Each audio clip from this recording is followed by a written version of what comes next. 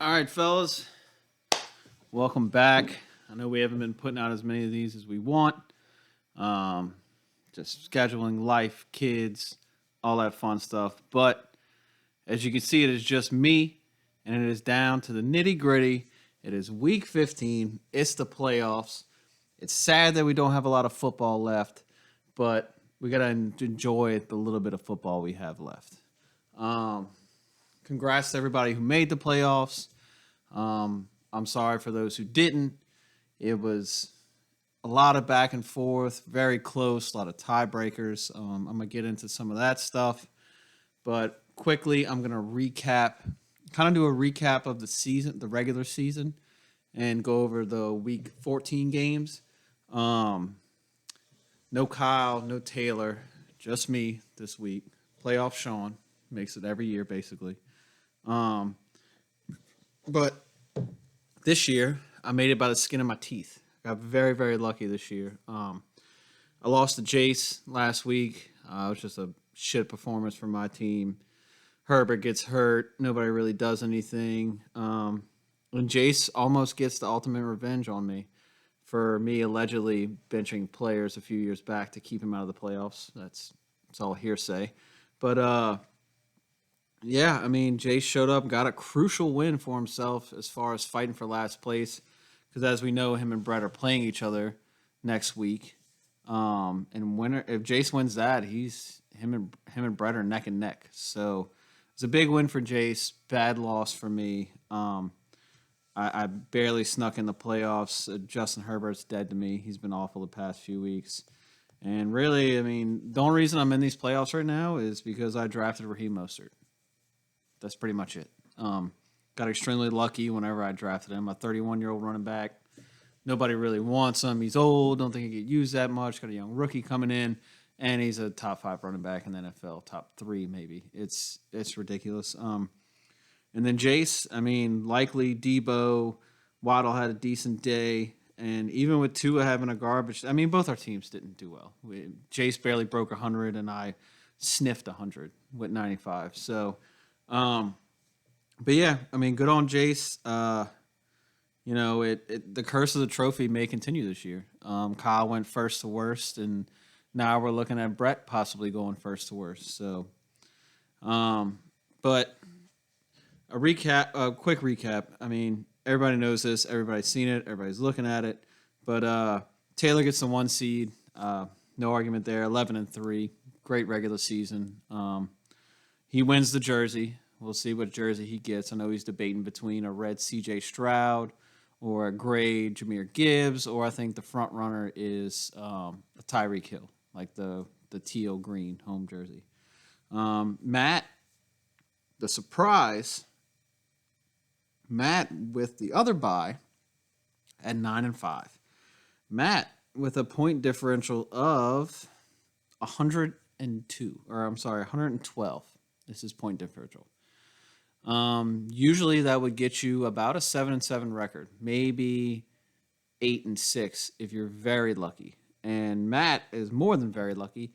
He's got, I don't know, let's see here. He's got I'm gonna say it looks like the fourth least points scored in the league, and he's 9-5. Matt, whatever good karma you got going for you, man, whatever God you've been praying to, keep it up because you're eking out so many close wins, and teams are playing down to your level, and the fantasy gods are on your side this year because with a point differential like that. And the amount of points scored, you could have easily been, 6-8. I mean, no problem. So, and then you got Cody with a 3 seed. Cody, great season.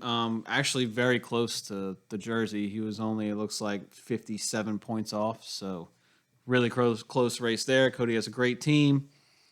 And then you got Dutt, another one. I mean, Dutt, I got to give Dutt credit. His team's been putting up points. His team's been doing well, even though Adam Thielen's a fucking garbage can, like I predicted about week 4, 3, or 5, whenever that was. And you got Feli, and then you got me rounding it out in 6 with myself, Cricket, and Clay at 7-7.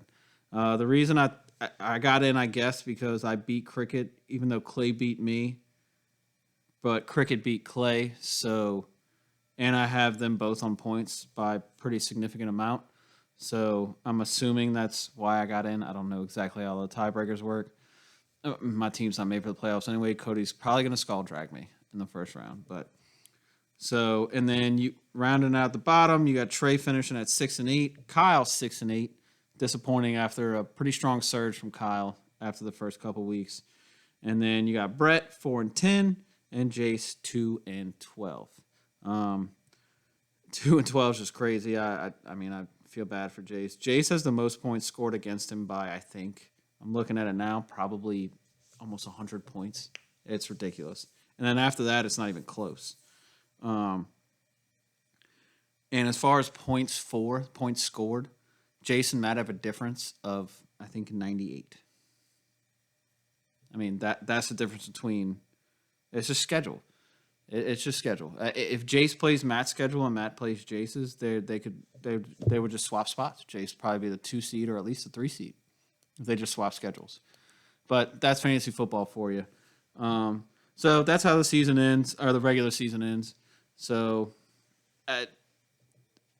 you put a gun to my head right now, I obviously think Taylor or Cody are going to win it. It would be a wild, wild world if Matt just snuck his way in and just kept getting lucky win.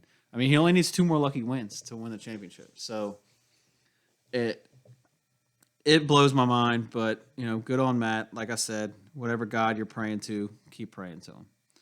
And then so you have Dut and Feli, me and Cody. So I'm gonna go over those 2 matchups real quick. Me and Cody, there's not too much to talk about. I dump, which I appreciate you guys not colluding against me like you did last year, and not someone dumping their whole fab on Russell Wilson or whoever the top QB was, and actually letting me get him and having a fighting chance against Cody. I really appreciate that. The lack of sabotage is refreshing. It's refreshing. So, I got Wilson, Pollard, Mostert, Diggs, Rice, Laporta, Metcalf, and then whatever defense I'm going to play. Cody, Lamar Jackson, McCaffrey, Cook, Nakua, he's got Jackson Smith and Jigba back in there because I'm gonna say I have a chance against Cody because he's got no Keenan Allen and no Nico Collins, so that gives me a fighting chance. So he's got Jackson Smith and Jigba, Ferguson at tight end, Chandler, who's now the starter with Cook being out, Madison being out. And he's got Miami's defense going against the Jets, which is a great matchup. So, I mean, this is, in my mind, 100% going to come down to, like we've said this year many times, which Lamar Jackson are we going to get?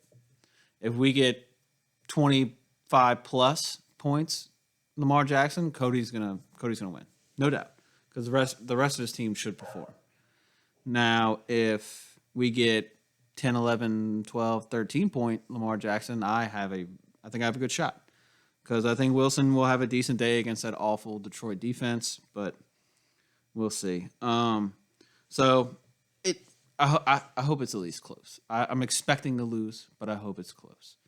The next matchup being Dut and Feli.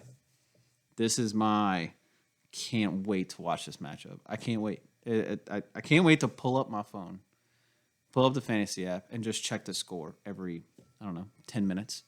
Looking forward to it. I think it's going to be a good one. I mean, I get Feli the edge, Feli with Ertz, Williams with a awesome matchup against Washington. Williams might put up 30. And then Zeke, tough matchup, and Zeke, Lamb, A.J. Brown. I mean, Feli's wide receivers after that trade, with Lamb, Brown, and DJ Moore, who's questionable, but he's going to play. It's just awesome. It's an awesome trio. Even though DJ Moore is at Cleveland, that's kind of a nasty matchup. Even though they're not best against fantasy wide receivers, but it's still just it's going to be hell for Justin Fields. And then he's got Kincaid against Dallas, and he got Dutt, number 1 quarterback in fantasy. I'm pretty sure. Let's see, still the number 1 quarterback in fantasy, Josh Allen, which. I mean, he's awesome. He's elite. He's going up against Dallas, but it's in Buffalo. It's a tough matchup, but I mean, it's Josh Allen. He might throw 2 picks, but he also might have 2 rushing touchdowns and a passing touchdown. So, and then he's got Harris at Indy. It's a good matchup. Brees Hall at Miami, not the best matchup, but you could see him sneaking in the end zone. Pittman's been just rock solid all year. And then Thielen's a garbage can, but he's playing against Atlanta, so divisional game, he might sneak in a touchdown. Kelsey has to bounce back or do something because Kelsey is somehow the number 1 tight end, but I don't know how. He's got that 135-point game. He only has 2 games over 19 points. Tight end's the worst position in the, and for fantasy, it's the top of the top, and everybody else is just kind of garbage. But it's not the Kelsey you would have wanted. Like if you would have said Kelsey's number 1 tight end in fantasy at the end of the regular season, I guess you'd be happy when you drafted him. But looking at his points, you're happy, not thrilled. But same thing with Mahomes. Mahomes has been worse though. Then he has Ayuk against an awesome matchup against the Cardinals, and he's got San Francisco's D playing the Cardinals. So I think it's gonna be close. But I'm sorry, Dad. I would love to see Feli just steamroll you. I'm talking, 155 to, 105, 106. That sounds about right. A good 50-point victory. But I don't think that's how it's going to be, looking at the matchups and everything. And Hurts at Seattle. Hurts has to bounce back. I think this is a good spot for it. Not a great spot. But, I could see you getting 27, 28 from Hurts. But I'm taking Feli on that one, and I can't even take myself against Cody. I'm just going to leave that one blank. So if Feli wins and Cody wins, which are the 2 favorites right now, so I'm throwing that out there. If those 2 win, Feli would play Taylor because Feli is the lower seed. He's the 5 seed. And Cody would play Matt. And I think that would put us in a great spot. No offense, Matt, but I don't think you're winning a playoff game with your team. If you do, like I said, keep praying. That would set us up for either a Cody Taylor or a Cody Feli championship, which I think would be great. I think it would be great. Because even if I win, I'm playing Taylor no matter what, because I'm the highest seed. So there's no way I can win and play Matt, which means if I win this week, I'll probably get curb stomped by Taylor. So, but we'll see. I really I think it's going to be Cody Feli or Cody Taylor. That's going to be your championship game, and from there, who knows? All 3 are very good teams. Any of those 3 could win it all. But I don't think there's a way that myself, Dutt, or Matt can win it all. I just don't think we have the players for it. And we know fantasy is crazy, so you never know. But I just by looking at it, I don't think that's possible or likely. So going to the consolation, it's called the consolation ladder. Really the only matchup that matters here, because the only 2 people that can come in last, we all know, is Brett and Jace. And this is going to be another fun matchup between the 2. If Geno plays, Zach Charbonnet is now the backup since Walker's back, but Charbonnet's still going to get the load. Like, he's still going to get double-digit carries and probably a couple catches. So, it's going to be close. And then Brett only got 7.8 from Eckler. So, that's a kick in the nuts on Thursday night to start, even though that game, they had 84 points scored in that game.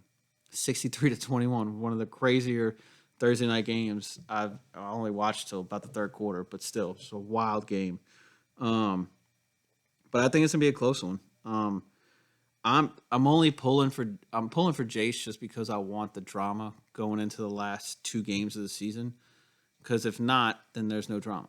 It's just if Brett wins, then Jason's in last no matter what. Then we're just counting the shocks, which is kind of why I don't like our last place formation. I like having a tournament at the end, just like there's a playoff bracket for the winners. Y'all know how I feel about that. But I'm rooting for Jace because I want the drama. I want those games next week to matter in the losers bracket. I want Jason, whoever he's playing, and Brett and whoever he's playing. I want those games to 100% matter because that's the goal of fantasy. You want to make as many games count as possible, whether it's going to last or going towards first. You want almost every game to count. So, but anyway, it's gonna be a fun one. Barkley against the Saints. I mean, he could go off. Saints defense has been awful. So I it's gonna be a fun one. But I lean Jace just because I like the drama. So that is our playoff preview, I guess. I know I ran through it pretty quick. I'm kind of crunched for time, but my league winner, I'm gonna go ahead and pick one right now. I know my preseason winner was Clay, or draft winner was Clay. So many injuries and mismanagement and all kind of stuff, but I'm gonna take Cody. If Cody gets a good run from Lamar Jackson through the playoffs, he's gonna kill everybody. I think Cody's gonna win it all. It's been a while since Cody won. I don't know if Cody's won it. Yeah, I don't think Cody's won it since I've been in the league. I've been in the league for I think I don't know 10 years now, something like that. I don't think Cody's won it. I know he won it in Harder Streets 1, but I don't think he's won it since. And I think he's more than due. And he's got a great team. So I think he's going to win it all this year. And then real quick, I'm going to go through one second. Back to last week real quick.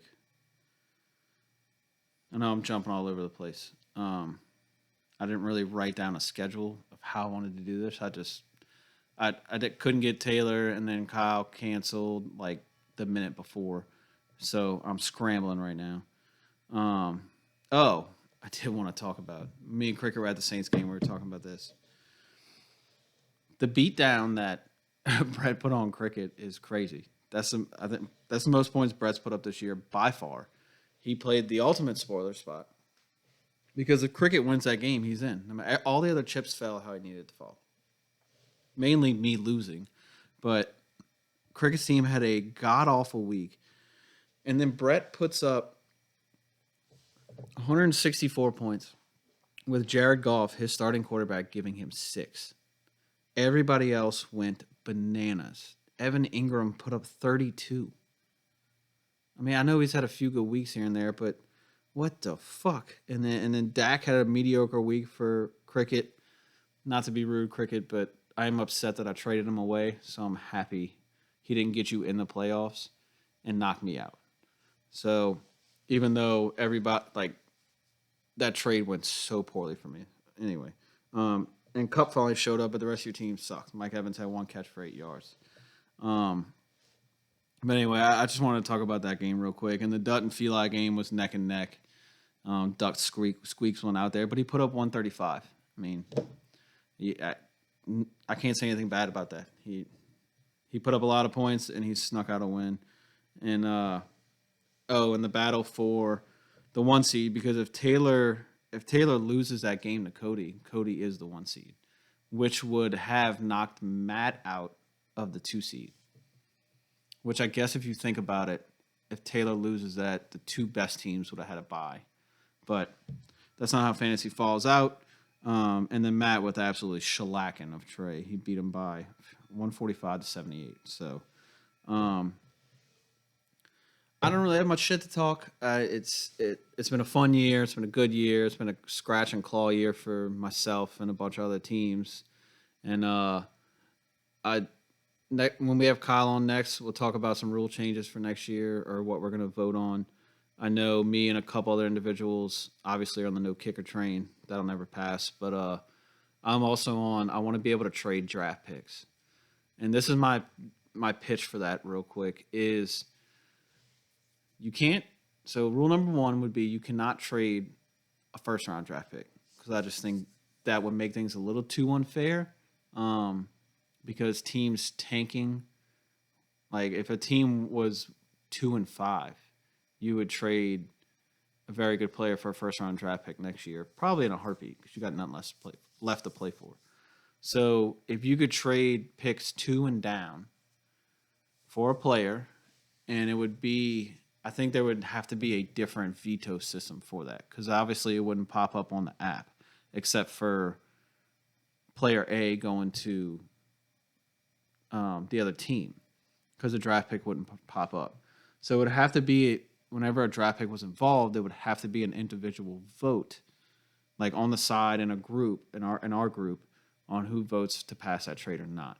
And vetoes would get a lot more controversial because if somebody's stacking up draft picks, let's say if you trade away 2 players, and it would be on the managers to decide what's fair. But like I have Sam Laporta right now. If I didn't make the playoffs, or if I had lost a couple games a few weeks ago and there was no chance for me to make the playoffs, Sam Laporta, you could keep him in the 14th round.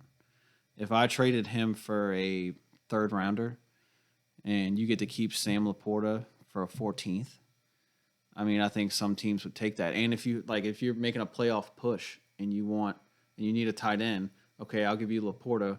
You give me your 2nd round pick, and you get to keep Laporta, who's a good keeper. So I just think that would make the league a little more fun and interesting. It would add some more strategy to it, but it has the potential for more collusion, or I don't know if you would call it tanking, where teams just give up early. But if you do that, then the punishment for last still needs to be, I don't want to say severe, but it needs to be significant.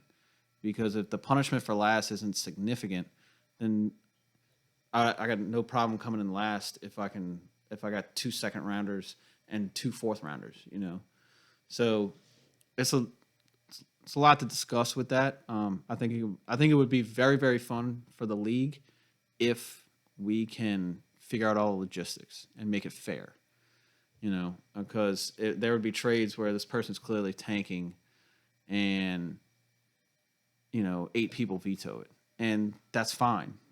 But we'll talk about it, all together. We'll vote on it, all that stuff. But I think it would be a lot of fun for the league.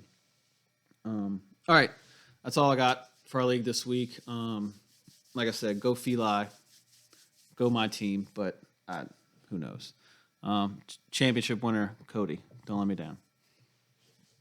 Now, for all you degenerates out there, everybody who loves gambling, myself included, next segment is my picks. Now, the first one, I'm going to talk about the Saints game, which I don't see much relevance in the Saints game. We're 6-7. Yeah, we're tied for first in the division.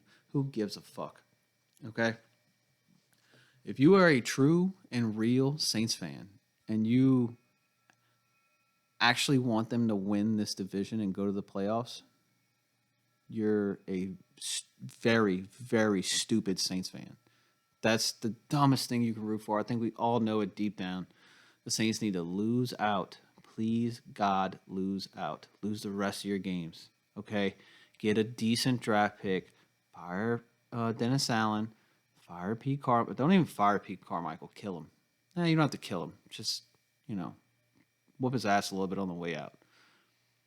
Get the cap situation right. If you want to get rid of Loomis, get rid of Loomis. He's got some cap hell every year, and he's doing all these duck dive, dip dive, and dodge just to get under the cap every single year. I don't know how he do it. He's got some financial wizards back there, some economic majors. I don't know. He does it every year. I think next year we're starting $60 million over the cap. I saw 60, I saw 70, I saw 50. It's a high number, okay? You have to fire the coaches. I'm sorry, Cam Jordan. You are a Saints Hall of Famer. You're a borderline Pro Football Hall of Famer. But whatever we're paying you, unless it's very little, it's not. I'm not going to say it's not worth it because I love Cam Jordan. But players like that, your aging players, you need to get rid of, okay? See what you can get for them. Someone pick up their contract, okay? Derek Carr, goodbye. If you have to eat half of his contract and send him somewhere else, do it. Jameis Winston, you can keep him as a backup if you want. Kamara would love to keep him. If I'm him, I'm not staying. I'm fucking out of here. He's too old to sit through a rebuild. If he wants to win anything, He's got to go somewhere with Super Bowl aspirations, and I don't blame him. Okay, I'm not going to go through every player, but it's time to break it all down. We should have did this 2 years after Breeze left. Okay, you break it all down, you restart. Saints haven't had a restart, and I mean, we had restart after restart after restart when we were awful, and then I don't know, every year up until 2005, 2004, we were terrible. We had one playoff win in 40 years, some shit like that. So it's got to be broken down. Everything needs to reset. I'm saying this very calmly because I don't want to get fucking loud and angry, but it has to happen because if we win the division and make it to the playoffs, we'll be in this exact same spot next year. Okay. Dennis Allen will probably keep his job. Carmichael will probably keep his job. The Saints will have made money because they have a great fan base. It can't happen. And it'll be a home playoff game, which I'll have to go, and it'll be fucking sickening to watch. It'll be awful. We'd be the what? We'd be the 4 seed, so who knows who we'd be playing. But watch us be, like end up playing the Eagles or some shit. The Eagles just come here and fucking skull drag us. Nobody wants to watch that. Okay? So for this game, Saints are favored by 5.5, which is they shouldn't be favored over 5.5 against anybody. Maybe the Panthers. We actually covered against the Panthers. That was the second game we've covered at home in our past 8. It's awful.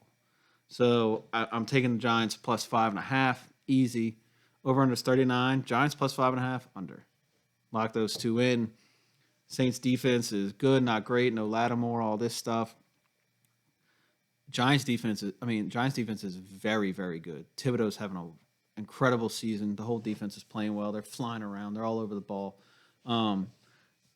Give me that under, and the Saints might lose this game, I don't know, 20-13. I could easily see that score happening. So just please lose and break it all down. As a diehard Saints fan since I was a child, please just do it. Next game I'm going to talk about, I'm going to go through these real quick. Lions, Broncos. Lions are favored by 4.5. Over-under is 47.5. This is a big game because there is a world where Sean Payton and the Broncos could easily make the playoffs. If they win this game, I think they only have to win 2 of their last... No, I think it might be 1 of the last 3, depending on the dominoes fall. But if they win this game, they're basically in the playoffs unless they fucking blow it. Which I'm pretty sure they started 1-4. So, props to Sean Payton. He's a great coach. I mean, he made Russell Wilson kind of good again. He's not great, but he's definitely not as fucking awful as he was last year. He was unbearable to watch last year. And it's the Sean Payton effect. He fired the D coordinator, got someone else in there. The defense is playing fantastic. They went from giving up 70 to Miami to being a top 5 defense in the NFL now. Just, 7 weeks later. So, I'm going to take the over in this game. That being said, I'm still going to take the over, 47.5. I think both teams can score. And if you had to put a gun to my head, I think the Lions bounce back and cover this game. I'll lay the 4.5 with the Lions. Just because I think the popular pick is the Broncos plus 4.5. So, I'm going to take the Lions and I'm going to take the over. Next game, great game. Can't wait to watch this game. Is Bills-Cowboys. Cowboys going to Buffalo in the freezing cold. Over-under is 50, which is pretty high for the NFL. And I know the Cowboys are red hot. They're on fire. They're killing everybody. They embarrassed the fucking Eagles in Dallas. I can't see them going to Buffalo and winning this game. The Bills are favored by 2. Right there, I'm smelling the cheese. I'm smelling the rat. That's a rat line. That's 1,000,000% a rat line. Every Joe Schmo, average, fella who opens up his sportsbook app is going to see Cowboys are getting 2 points at the Bills. The Bills are barely above 500. The Bills have barely beaten good teams, and they've lost to some bad teams. Take the Bills. Fade the Joe Schmo. This is a rat line bet of the week. I'll probably be putting 2 units on this. It's the Bills -2.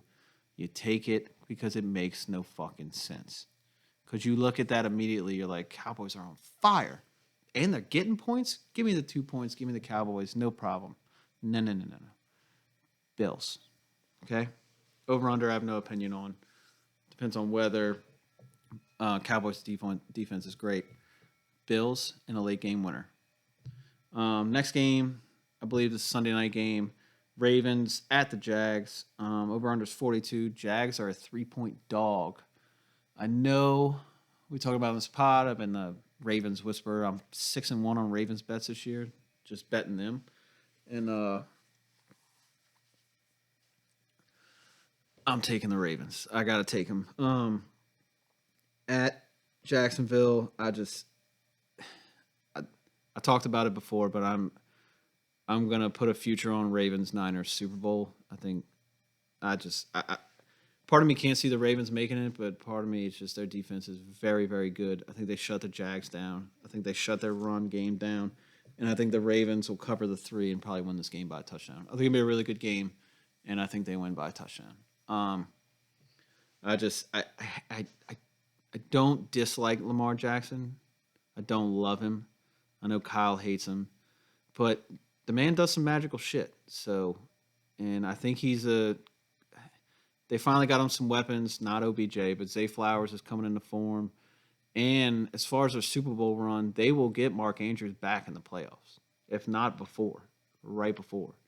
So if they can get the 1 seed and then get completely healthy, they can absolutely make a run to the Super Bowl. The AFC is kind of weak. The Chiefs, nobody's really scared of them. Patrick Mahomes is a crybaby little bitching about a flag that was a flag, but they shouldn't have called it. Travis Kelce's worried about Taylor Swift. Like the Chiefs are not a problem. The Dolphins just lost to the Titans. They are vulnerable. Tyreek's banked up. That team cannot do anything without Tyreek. If the Dolphins make a run, let's say they get the AFC Championship game, and Tyreek Hill is not the MVP, wild. I don't understand how he's not the MVP. Because there's no quarterback playing good enough to deserve it this year. There's really not. Lamar's not putting up numbers, but he's winning games. Jalen Hurts isn't really putting up numbers, but he's winning games. Patrick Mahomes is putting up dog shit numbers. I know he's got bad wide receivers, but it's not an MVP season. Who else? It's either CMC or Hill. To me, that should be your 2 front runners for MVP. Maybe if Myles Garrett stayed healthy the whole season, I'd throw him in there too. But it's Tyreek Hill and it's CMC. But anyway, like this game, I'm taking the Ravens. I'm laying the 3 points. I think it'll be a fun Sunday night game though. And my lock of the week, I know I just talked a lot of shit about Patrick Mahomes, but my lock of the week is the Chiefs -8 because I just think Patrick Mahomes off of back-to-back losses, I'm pretty sure, he's going to cover this number. He's going to cover this number. He's going to cover the 8. I had no opinion on the over-under. I just think they come in and they crush them. So the lock is the Chiefs. Ravens -3, Bills -2, over in the Lions game, and give me the Giants with the points and the under in the Saints game. Before I go, special little bowl bet lock is Appalachian State tomorrow -6.5. Love that game. Also, don't forget, fellas, we got Saturday NFL football, we got Sunday NFL football, and we got bowl games all weekend. Okay? All right, boys. See y'all next time. GG's.